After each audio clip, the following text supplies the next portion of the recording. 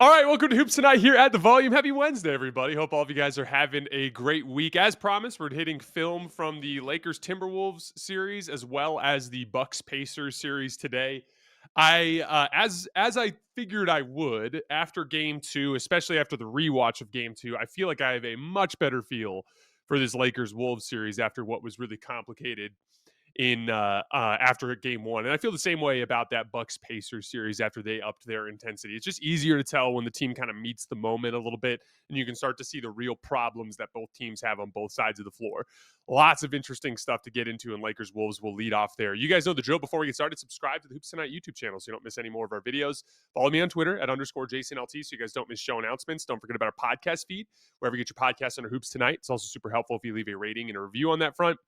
We also have social media feeds on Twitter, Instagram, and Facebook where Jackson's doing incredible work. Make sure you guys follow us there. And then last but not least, keep dropping mailbag questions in the YouTube comments. We keep getting to them throughout the remainder of the playoffs. All right, let's talk some basketball. So let's get I was trying to decide whether or not I wanted to work through just Minnesota's offense or work through the game. And I decided to work through the game, but I did have a specific focus on Minnesota on offense. And I have a bunch of specific examples I'll show you guys on stuff that I think works well, and then different problems that they'll be contending with. And then I'll kind of like summarize my thoughts when we get towards the end. But this first clip here, a lot of Rui Hachimura defending in ISO. And I actually thought he held up pretty well throughout the game, but he did lose a few battles to Julius Randle. But he won more battles against Julius Randle than he did in the past. And here's an example of him holding up well, sliding his feet, absorbing contact, forcing him into a tough jump shot. And then on this next clip, we're going to see an example of where it worked for Julius. So the big thing that I noticed with Julius Randle on his drives is they tended to work best when he was surrounded in specific spacing situations where he was driving into shooting. So for example, in this specific clip, we're going to set up with Randle against Rui, but notice we have a very good shooter in the strong side corner in Mike Conley. There was an early screen in the possession. If you guys look back here, believe a LeBron screen right here, boom, with Rudy that ended up getting Jackson Hayes onto Mike Conley. So that pulls Jackson Hayes away from the Rudy Gobert assignment so that he's not parked right underneath the rim. And so now if you look at the setup, you have they run this little interchange here a couple times, but if you look at the setup, we have Rui guarding Julius, but we have Jackson removed from the paint, contending with a shooter in the strong side corner, and LeBron's worried about Rudy on a box out. And so that actually gives Julius the space to not have to worry about this guy digging down from the corner, and a shorter player at the rim in LeBron, plenty of room for for Julius to get in there and get a bucket. I thought the Lakers brought a much better level of intensity right out the gates in this game. Look at the difference in defensive competitiveness from Austin here. I thought one of the things I noticed too, the possessions where the Lakers let Julius get comfortable with his rhythm, like backing off instead of pressuring him, he looked more comfortable. Notice how Austin just attacking the basketball and disrupting Julius's rhythm caused him to give up the ball. So then Julius bails on it. Then it turns into an ISO with Jaden and Austin. And look at the physicality from Austin. Bumping, getting up underneath him. That's great defense from Austin Reaves.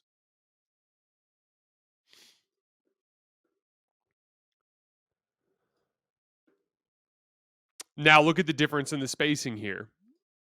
As you can see, this is Jaden McDaniels in the corner as opposed to a more knockdown shooter. And so look at who's more willing to help. Luka. Luka's in the paint. This is a shot that they're more willing to give up. But very nice kick out pass from Ant.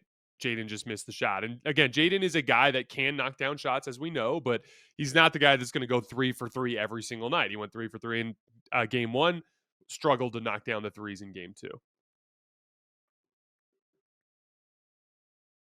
I liked this attack from Luka against Jaden McDaniels off of the right wing.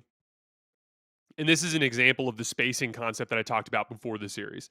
The Lakers are in their 5-out group, right? So Jackson Hayes is off the floor. Dorian Finney-Smith is in the game.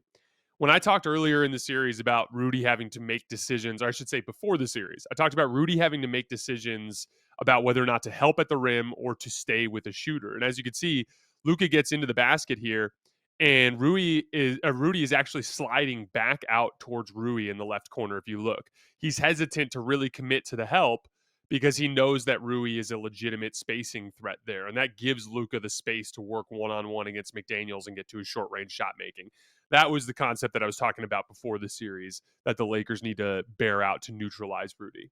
The NBA 82 game grind is done, and now the real fun begins. The NBA playoffs are here, and it's time for all the high stakes drama, clutch moments, and jaw dropping plays. I can't wait. If you're looking to make the playoffs even more exciting, DraftKings Sportsbook has you covered as an official sports betting partner of the NBA. From the play-in games all the way through to the finals, now's the time to back your favorite players and teams as they chase glory. All season long, DraftKings has been the go-to spot for NBA player props, and that does not stop now. Want to make your playoff experience even more intense? Try placing a bet on your favorite player's performance. Will they drop 30 points, 40, or more? It's your call. Ready to place your first bet? Download the DraftKings Sportsbook app now. Lock in your bets. Let's make this playoff run unforgettable. Here's something special for first-timers. New DraftKings customers bet $5 to get $200 in bonus bets instantly. Make it a playoff run to remember with DraftKings. Download the DraftKings Sportsbook app and use code HOOPS. That's HOOPS. That's code HOOPS for new customers to get $200 in bonus bets when you bet just $5. Only on DraftKings. The crown is yours. One of the things I noticed about, we're going to be talking a lot about ISOs against Rudy Gobert today. So there was a stat flying around last night that the Lakers were 5 for 12 against Rudy in ISO so far through the first two games, which paints it in a light that it's like, okay, that's below 42%. That's not good. But Luka was actually successfully able to draw several fouls on Rudy, like this one right here. And if you factor in fouls, the Lakers actually got 1.07 points per possession when shooting against Rudy in ISOs, which doesn't seem like an insanely high number. But if you factor in the way this series is going to look, with all the games most likely being relatively low scoring, a 107 offensive rating on a possession is actually really good in a series like this. Now, in a regular season, not necessarily. But then when you start factoring in passes, I'll show you guys examples when we get to the tail end of the film session. But Luka also in the second half started drawing additional help on his ISOs against Rudy, and he generated a couple of wide open threes on kickouts from those Rudy ISOs. So like specifically Luka attacking Rudy in ISO. That 1.07 points per possession number I quoted, that also includes Austin and LeBron's ISOs against Rudy. Now, Austin did get 2 buckets against Rudy in ISO last night, so that influences those numbers a little bit.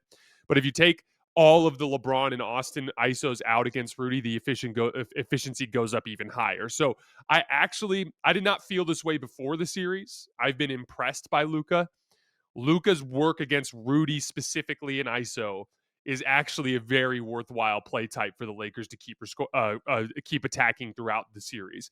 It's just the LeBron and Austin ISOs that I think are really difficult. And even Austin's bucket against Rudy that he had in the second half, he had it was like an insane step through move that like he just flipped up this crazy spinning finish off the glass. Like it was an extremely highly difficult shot. So like I like specifically Luka attacking Rudy in ISOs. Just about anybody else, it gets really tricky.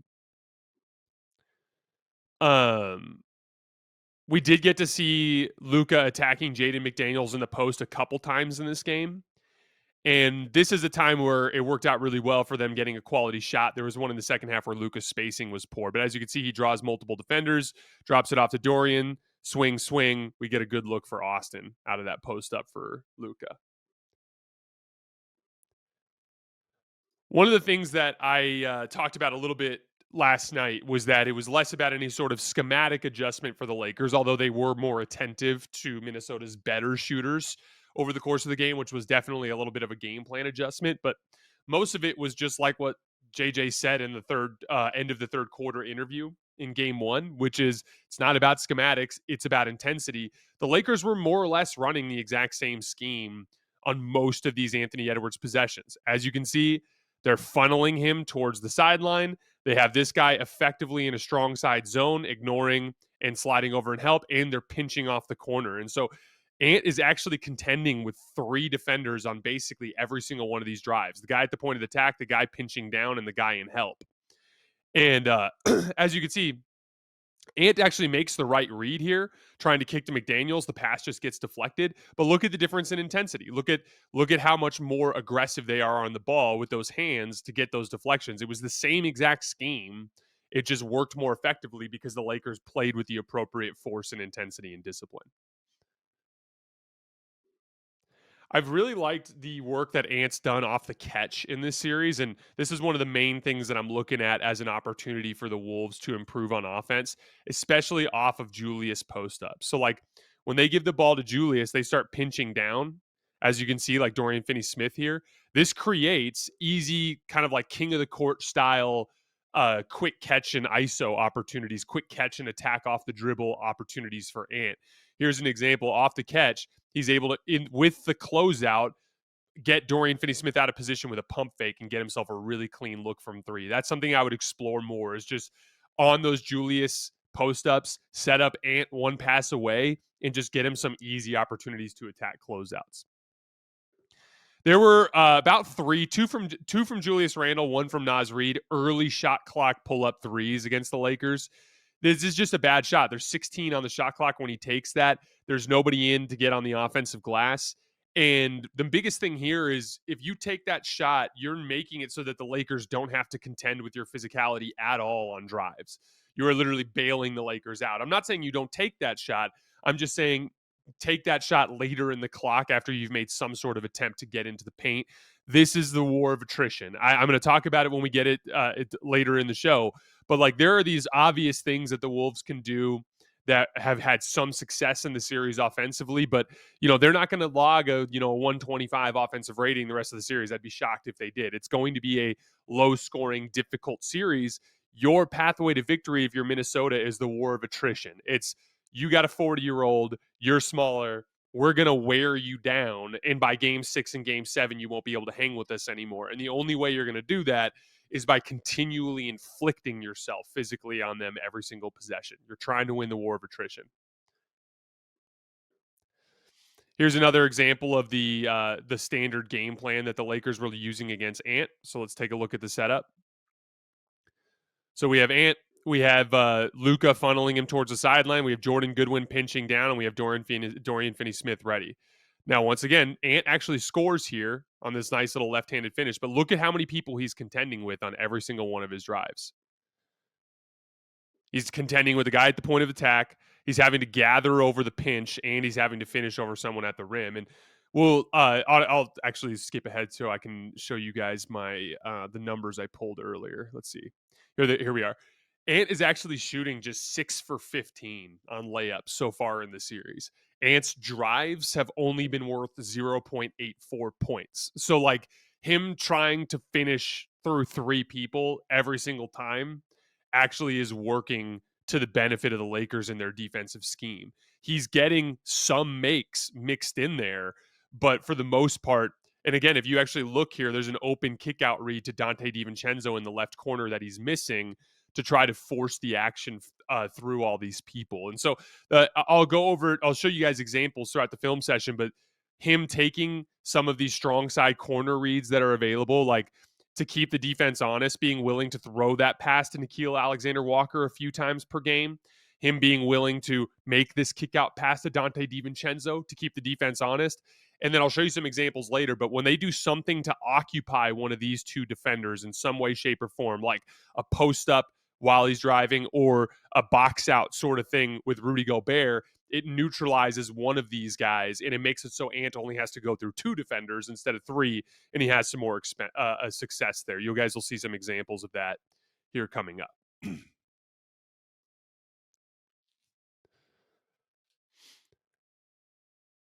This was an example of a double team of Luka that I thought actually worked pretty well.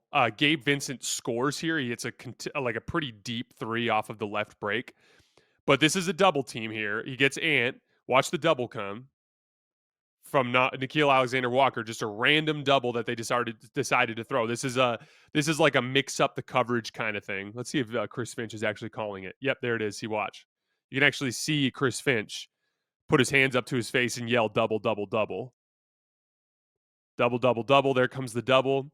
That's just mixing up the coverage. They weren't doing this at any point in the game. They're just trying to keep Luka off balance. But this actually works. If you see, Luka makes a great read. Naz Reid rotates up to the Gabe part of this.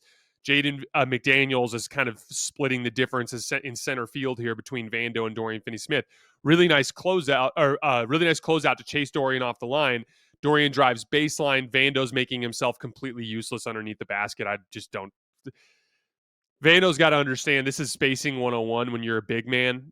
As soon as the side of the floor flips, so as soon as this ball gets across the midline, Vando's got to relocate over here. He's got to get to the opposite dunker spot. That's just bad space. Like Vando's just playing bad offensive basketball there.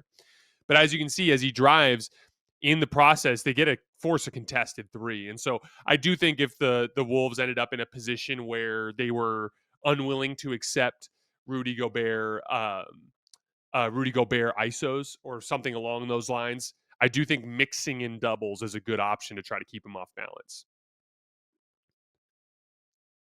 This is another driving basket from Julius Randle. I want you guys to look at the spacing. Okay. So let's watch the layup first, and then we'll dig in on the spacing. There's Julius, left hand finish.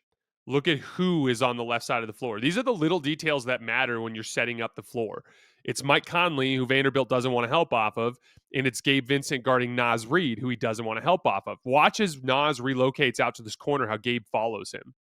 He sees the drive coming, and he follows Naz Reid. So again, you're getting an easy layup for Julius Randle just by setting up the spacing. You put your weakest shooter, Jaden McDaniels, on his weak hand where he's not driving. So it's very difficult for Dorian Finney-Smith to help here anyway. Yes, it's a difficult pass for Julius to make, but it's very difficult for Dorian Finney-Smith to actually get over there in time. If you set it up properly so that Julius is driving into your best shooters, you can create more space for him that way. I thought this was an interesting example of just the insane physicality that Jaden McDaniels brings. Let's slow it down a little bit so you guys can see. Watch as Jaden McDaniels sets up his back cut by just hitting Gabe Vincent hard. Please fast forward a little bit here. Watch how hard Jaden McDaniels hits Gabe. Just bam. Throws him off, then cuts back door. That basically creates that inside seal angle. Austin Reaves is waiting at the rim. There's nothing he's going to do with Jaden, even on the miss. He gets the rebound. Vando's got to get in there and contend for that, especially with the offensive spacing issues that he presents. All right, Austin Reaves still can't make a three. Him and LeBron were 1 for 11, but I did think Austin started to show him picking up some of his short range, mid range rhythm in this game. And here's an example of a shot that Austin was missing in game one that he made in game two.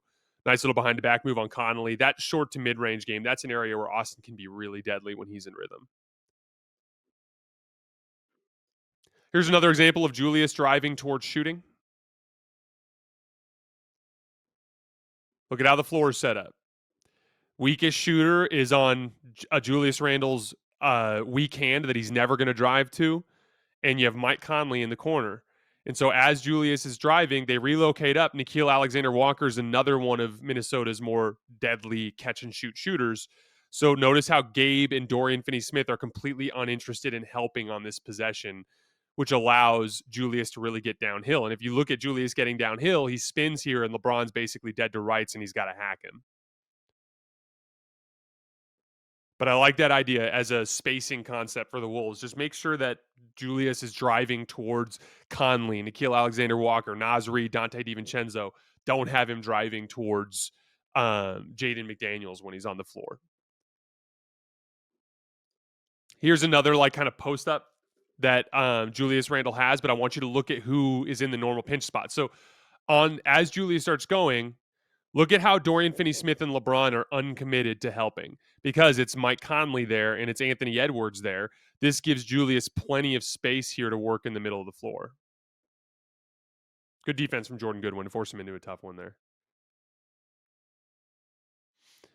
So this is why, this is another example of why in the Lakers base scheme, it's important for Ant to function more as a passer. So we have the exact same sequence, right? We have Rudy funneling towards the sideline. We have Dorian Finney-Smith pinching down off the strong side corner. We have Austin in the strong side zone, right? Once again, this is a pass to Conley, that Ant has to be willing to take at least a couple times per game. He was basically completely unwilling to make this pass last night. Just to keep the team honest, that's a pass he needs to make. But even with that being the case, he does make the skip here. Watch what happens. The skip is open because Austin is strong side zoning. Luka has to come off of Jaden McDaniels and inside seal to keep Julius Randle off the glass and to take away the lob, right? So Ant makes the skip here. That forces this rotation from Goodwin, which hits Terrence Shannon up here on the wing. He has a huge runway. He gets going downhill and gets a layup. But again, this is the pass. These two passes are passes that Ant's going to have to make to keep the defense honest in this scheme. When he tries to drive through all these guys and try to take a layup, he's not even getting 9/10 of a point per possession. That's not a smart play. But if he just drives and makes these kick out reads, there's actually some really high quality opportunities for Minnesota.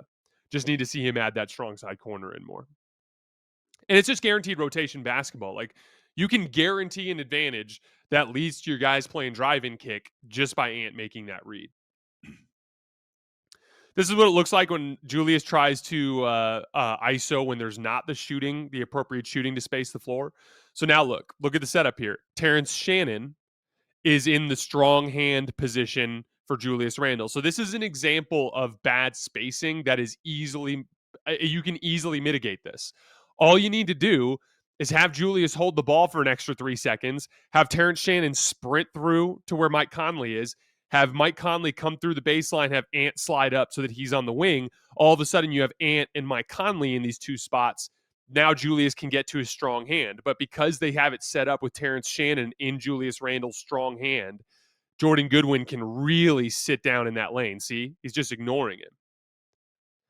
That's in Conley's pushing him through to go to this corner. That would have been another perfect example of an opportunity for Terrence Shannon just to locate through here and for Mike Conley to cut through. As a result, Julius just drives hard into help. Rui's able to rotate to Ant. They're not worried about Terrence Shannon. Nice closeout from Rui, and they end up forcing a miss. Having a Rui and a Rudy in this series is a huge pain in the ass for content creation, by the way. All right, let's look at this next one. This is another example of Ant just trying to force his way through 3 defenders on every single drive. Once again, it's a little bit different geometry because he's going to his right hand, but look, on the ball, pinch at the rim with Rui. Like, he makes that one, but this has been a low percentage play for him in this series, him trying to drive through 3 bodies every time to make a layup. That one goes in, but once again, he's 6 for 15 in the series, just 0.84 points per drive. That's including fouls, by the way.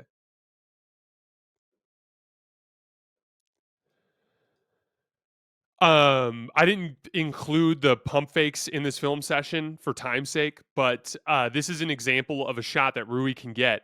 This is a shot. Look, Rudy is closing out, and he's going to jump high, but Rui does get the shot off.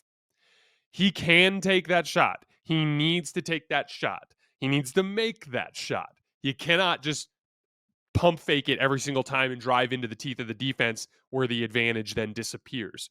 Late in the game, he pump faked that shot a few times. That's something he needs to take. And like I said, I would just have Rui just spend the next 2 days shooting over tall closeouts. Here's an example of what happens when you take away one of the helpers on an Ant drive. So watch the way that Rudy on this drive engages Luka's body. Boom, with the seal.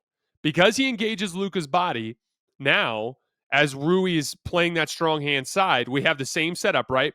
We have Dorian Finney-Smith pinching, but Luka is now contending with Rudy under the basket physically. Because he's contending with Rudy physically, he can't elevate. Because he can't elevate, Ant's not even having to worry about that third defender.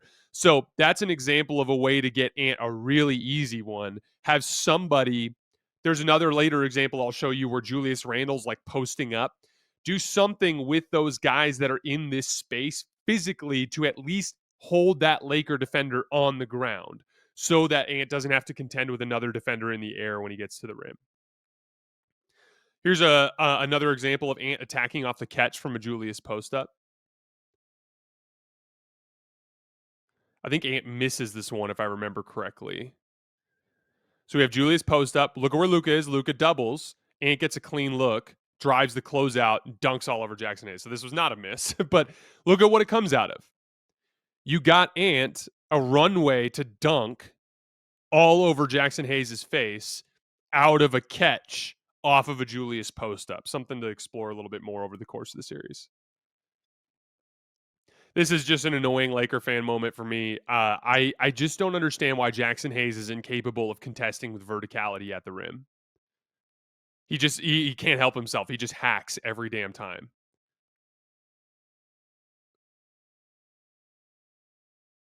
Off of Julius's drive. Look at the hack. Like, just keep your hands down, Jackson. Keep your hands down. Jump with verticality and make him make a damn tough shot over your contest. It's like such a basic concept that Jackson struggles with. All right, what do we have here? This was an example of what I talked about in last night's show with the random late switches on Rudy Gobert's ISOs. So once Luka gets down into this range, they're bringing the second defender up, and then Rudy will peel off and go to the guy that Jaden was guarding. See, that's that random late switch that takes away that like disadvantage that Rudy was dealing with there on the floor. Luka ends up missing the shot. Here's another example from earlier in the game, but it ended in a foul. Same sort of thing though. If you watch when Luka gets into the paint, they just basically peel off switch. Rudy goes to Jackson. Dante comes up. Dante just ends up committing a foul. But that was a wrinkle that we saw from Minnesota in this game. Here's a clear side post up for Luka where I thought his spacing was poor. Notice how he was originally way down here, but he works his way up closer to the elbow. And now the reason why he wants to do that technically is to pivot towards the baseline, and I get that. But what you're doing is you're allowing Rudy Gobert to pressure you relatively easily. If he's down here instead, it's a lot easier for this to turn into a kick out three. But because he's in this spot in the floor, Rudy's able to get in there and deflect the pass.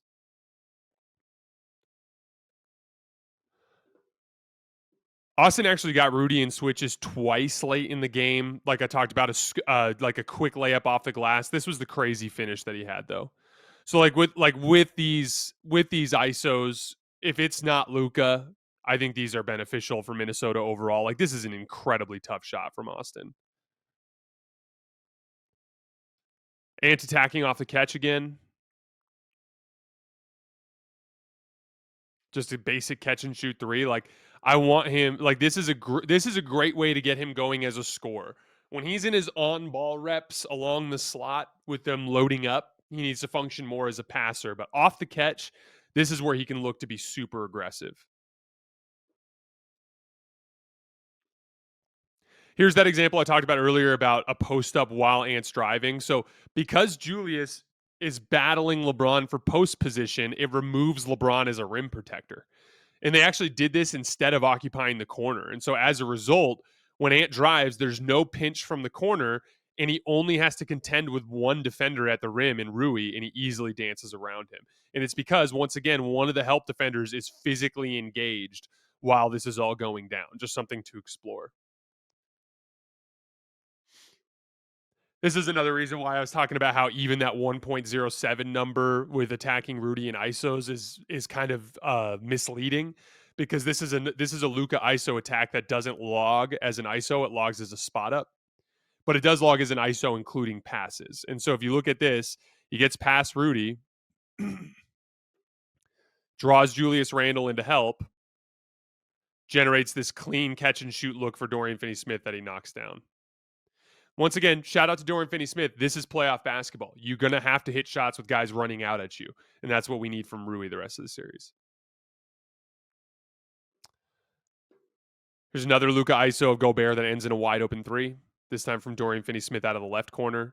ISO, double team, kick, extra pass, Dorian Finney-Smith. So, like, I think the Luka ISOs against Gobert have worked really well through two games. Here's another big-time defensive possession from Rui. Both Rui and LeBron, I thought, were fantastic defensively last night. Against Randle, physicality.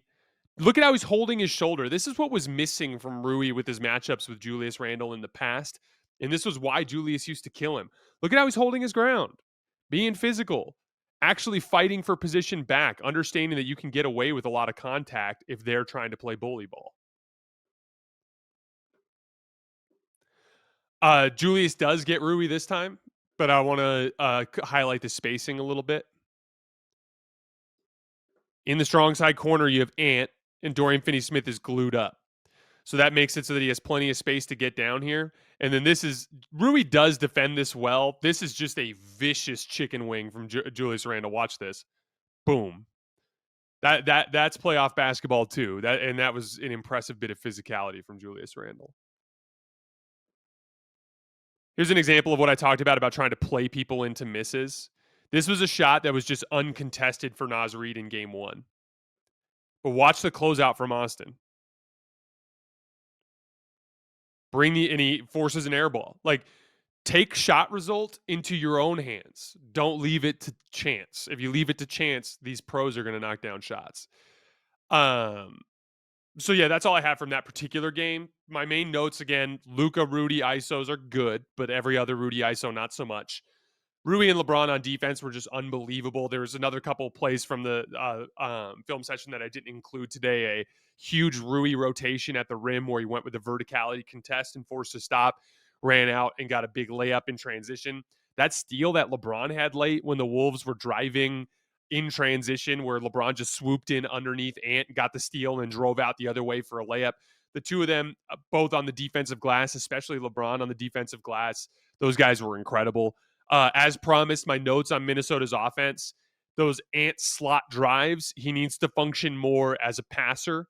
But if you're going to try to get him opportunities to drive, shedding help defenders by either stealing the low man or posting up literally on that strong side of the floor out of the strong side corner while Ant's looking to drive so that he's going 1-on-2 instead of 1-on-3. And then being more willing to take the easy reads that are there specifically out of the strong side corner in that skip pass. With Julius, slot drives into shooting, making sure that he has like on the strong side of the floor where he's driving, that he's going into shooters so guys aren't pinching down.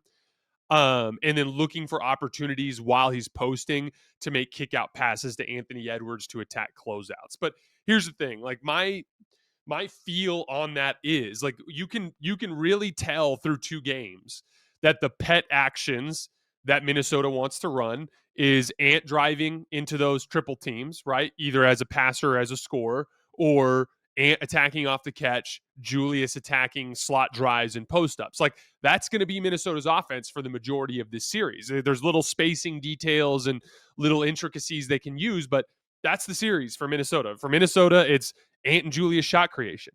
And for the Lakers on the other end of the floor, it's LeBron, Luka, Austin shot creation. I believe LeBron, Luka, and Austin, as long as they can trap the game in the half court, the Lakers are going to win that matchup.